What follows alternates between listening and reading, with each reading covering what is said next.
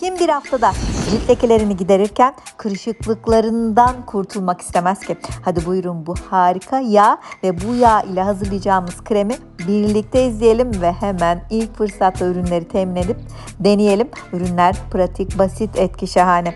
Ben başlıyorum tarifi yapmaya.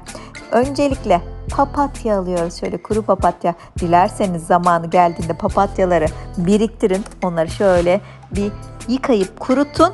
Almanıza bile gerek kalmayacak doğadan ürünleri kullanıyoruz bu tarifte. Yaklaşık 2 yemek kaşığı kuru papatyayı cam bir kavanoza aldım. Bu arada küçük bir aksilik yaşadık. Sodayı döktük ama biz devam edelim videomuza. Limon kabuğu kullanacağım. Yüksek oranda C vitamini etkisiyle cilt lekelerini gidereceğim. Ciltteki enfeksiyonları tedavi edeceğim. Aynı zamanda sivilceniz varsa onları çok güzel kurutacak. Ciltteki ölü deriyi atacak. Güneş lekeleriyle de şahane mücadele ediyor arkadaşlar. Limon kabuğunu mutlaka bu tarifte kullanın. Bir limonun kabuğunu alıyorum. Beyaz kısımlarını almamaya özen gösteriyorum. Tabii limonu bir güzel yıkadım öncesinde. Kabuğunu sıyırdım. Şimdi papatya ve limonu birleştireceğim. Peki neden papatya kullandık? Özellikle anti-enflamatör etkisi sayesinde cilt üzerinde iltihaplanma varsa onu gideriyor, olmasının önüne geçiyor. Antiseptik etkisiyle alerjiniz varsa, egzama, akne gibi cilt problemleriniz varsa bunlarla da çok güzel savaşıyor, cildi sakinleştiriyor. Çok iyi tedavi ediyor, ışıltı katıyor arkadaşlar. Şimdi de yeşil çay kullanacağız. Dilerseniz böyle paketli olanlarından bir paket böyle ikiye ayırdım. Bir paketten de şöyle küçük bir avuç çıkıyor. Bir tatlı kaşığı dolusu. Dilerseniz paket olmayanlarından direkt yeşil çay kullanabilirsiniz. İkinci paketi de kullanıyorum. Ölçüleri arttırabilir, azaltabilirsiniz. Çünkü bu yağ aylarca kullanabileceğiniz bir yağ. Bence şöyle bol bol hazırlayın. Aylarca kullanın, bunu güzel muhafaza edin. Bence çok uzun süre kullanabileceğiniz, çok seveceğiniz bir yağ olmuş olacak. O yağ ile de çok güzel bir krem hazırlayacağız. Şimdi bunun üzerini geçecek kadar sızma zeytinyağı ilavesi yapıyorum. Şahane oldu. Derseniz ki ben bunu benmari usulü eritmek istemiyorum. Bunun kapağını kapatıp 2 hafta boyunca böyle demlenmeye bırakabilirsiniz. Aklınıza her geldiğinde böyle günlük mutlaka birkaç kez çalkalarsınız, karıştırırsınız. Öyle de çok güzel etkili bir ürün elde etmiş olursunuz. Ama ben daha hızlı bir sonuç almak istiyorum. Ürün hemen elimde olsun istiyorum diyorsanız bir tencerenin içerisine su koyun. Oda sıcaklığında su. Altına da bir bez koyun ki pişme yapmak istemiyoruz. Biz pişirmiyoruz. O yüzden benmari usulüyle bunu ısıtıp tüm ürünlerin homojen bir şekilde birbirine geçmesini sağlamak istiyoruz. O yüzden 15-20 dakika kadar kısık ateşte papatya, limon kabuğu ve yeşil çayı sızma zeytinyağında böyle beklettim. Limonlar saldı, yumuşadı kendini, limon kabukları, papatyalar açıldı. Misler gibi kokuyor. Gerçekten koku şahane oluyor arkadaşlar. Bu yağ çok güzel kokan ve cilt rengini açan, lekeleri gideren, kırışıklıkları dolduran şahane bir yağ. Bunu her akşam temiz cildinize sürüp sabaha kadar güzelleşmenin keyfini çıkarabilirsiniz.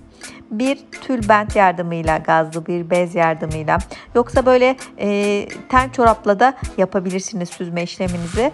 Aktardım, şimdi bunu süzeceğim. Ürün ılıdıktan sonra yapın. Böyle benmari usulü 15-20 dakika pişirdik ya, bunu çok uzun süre sakın pişirmeyin. Ondan sonra bekletin. Kalsın, birkaç saat kalsın. Bir güzel ürünler birbirine geçsin etkileri. Sonrasında süzün arkadaşlar. Bu aşamada çok acele etmeyin. Bekletebildiğiniz kadar bekletin. Çok güzel bir karışım elde ettik. Bakın posasını da böyle çıkarttım. Bunu atacağım ama o şahane yağ bize kaldı. Cam bir kaba aktaracağım ben bu güzel yağ. Muhafaza süresi daha uzun oluyor. Kabıma aktardım ben ürünlerimi. Hazırladığım bu doğal tarifleri hep buzdolabında bekletme taraftarıyım. Çünkü uygulama yaparken soğuk olduğunda kan akışı hızlanıyor. Cildime daha faydası olduğunu görüyorum. Ama bu yağ dolapta bekletmek zorunda değilsiniz. Ben böyle tercih ediyorum. Şimdi yağ aldık, hazırladık ya. Temel malzememiz o şahane papatya yağımız hazır ya. Onu bir kenara aldım. Bununla güzel de bir krem yapalım istiyorum. Şöyle aloe vera jelinden kullanıyorum. 2 tatlı kaşığı aloe vera jelinden koydum. Ölçüyü arttırabilirsiniz arkadaşlar. Birinci aloe vera jelim bitmişti. O yüzden diğer şişedekini açmaya karar verdim. Ben çok kullanıyorum aloe vera jelini. Cildime çok iyi geliyor. Sakinleştiriyor, ışıltı katıyor. Cildi yeniliyor, tazeliyor. Ben bayılıyorum. Şimdi üzerine de o hazırladığım papatya, limon, yeşil çay, zeytinyağı yağından ekledim ve iyice karıştırıyorum. Bakın karıştırdıkça çok güzel bir krem elde ettik. E vitamini yağınız varsa, E vitamininiz varsa mutlaka ondan da ekleyin. Hem ürünün raf ömrünü uzatın hem de kırışıklıklarla çok güzel mücadele edin. Yoksa eklemek zorunda değilsiniz arkadaşlar. Zaten hazırladığımız üründe papatya olduğu için bir miktar E vitamini var. Limon kabuğu koyduk. C vitamini var. O yüzden çok güzel oldu. Bakın bu şekilde aldım ellerime. Bir güzel sürüyorum. Masajımı yapıyorum. Krem sürdüğünüzde masaj yapmadan bırakmayın lütfen ve cildiniz kesinlikle temiz olsun. Bütün tariflerde belirtiyorum.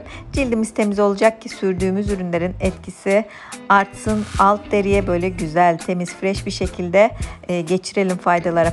Şimdi 2 tane harika ürünümüz var. Ne var? Bir yağımız var. Bir de bu yağ ile hazırladığımız güzel bir kremimiz var. Ne sıklıkta uygulayalım? İstediğiniz sıklıkta uygulayın. Ama şöyle bir hafta boyunca etkiyi net olarak görelim istiyoruz ya.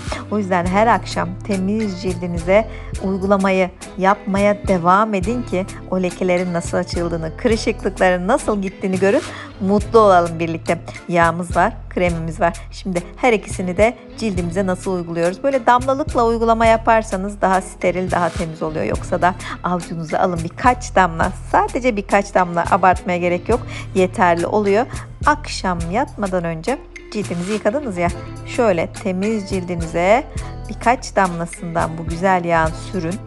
Masajınızı yapın arkadaşlar. Cilt renginizi nasıl açacak? O lekeler nasıl gidecek? Göreceksiniz ve çok seveceksiniz. Biraz bekleyin, o yağı kullandınız. Sonrasında kreminizi uygulayabilirsiniz. Aşağıdan yukarı, içten dışa doğru.